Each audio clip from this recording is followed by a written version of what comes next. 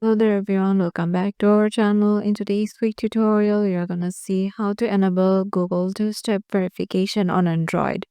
So to do that, you have to go to your any of the Google services. I'm going through the Gmail, and here go to your profile on the top right, and go to manage your Google account. And in here, you will find the option of security and sign in. Head over there. And then you will find the two-step verifications option on the top.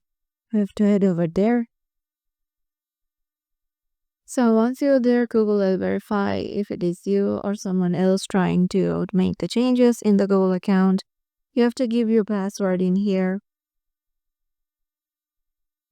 And once Google is done verifying, it will lead you to a page where you can set up your two-step verification through a phone number or your another email.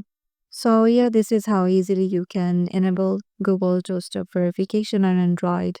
Hope this video helps. Make sure to give it a thumbs up and subscribe to our channel and share it with your friends and family. And we'll see you in the next video.